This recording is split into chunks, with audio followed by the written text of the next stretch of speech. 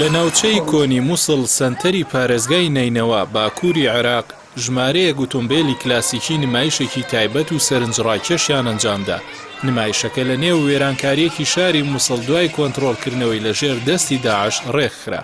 ژمارەیەکی زۆری هاوڵاتی مووسڵ کە گرنگی بەم جۆرە چالاکیانە دەدەن ئامادە بوون و وێنەیان لەگەڵ ئۆتۆمبیلەکان گرت. سەبارەت بە چالاکیەکە سەرۆکی سەنتەری ڕۆشنبیری بێتنا کە چالاکیەکەی ڕێخستووە وتی بە ئامانجی پاراستنی فۆلکلۆر و میراتی کەلەپوری مووسڵ بانگهێشتی گروپی ئۆتۆمبیلەکانی کلاسیکیمان کرد بۆ ئەوەی نمایشەکە بکەن. اليوم دعينا مؤسسة بيت نحن بەباشمان زانی گروپی ئۆتۆمبیلە کلاسیکیەکان بۆ چالاکیەکی سنووردار بانگێش بکەین. ئامانجی ئەم گروپە و چالاکیەکەشیان پاراستنی بەشێک لە کەلەپوری نزیکی مووسڵیەکانە لە ڕێی پارێزگاری لە ئۆتۆمبیلە مۆدێل کۆنەکان.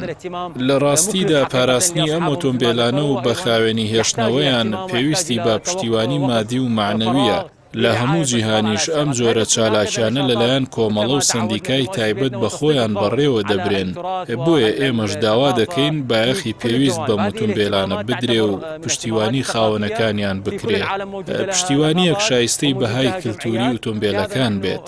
ئێستا لە جیهاندا ئەم جۆرە ئۆتۆمبیلانە لە بۆنەی تایبەت و پێشوازی لە وەفدە ڕەسمیەکانیشدا بەکاردەهێنرێت کە ئەمەش دیسان لە بەهای معنەویان زیاتر دەکات. عمر ومكانة هذه السيارات. ئەم جۆرە چالاکیانە لە چوارچێوەی بایەخدان بە کەلتور و ڕەسەنایەتی و ئۆتۆمبیلە کلاسیکیەکان لە ناوچەی جۆراوجۆری جیهان ئەنجام دەدرێت. لە مووسڵیش سەرپەرشتیارانی نمایشەکە داوا لە حکومەتی خۆجێی و وەزارەتی گواستنەوە دەکەن گۆڕەپانی تایبەت بۆ ئەو جۆرە چالاکیانە دابین بکەن بۆ ئەوەی هاوڵاتیان بە ئۆتۆمبیلە کلاسیکی و مۆدێل کۆنەکان ئاشنا بن کە لە زۆربەی وڵاتان نمایش دەکرێن.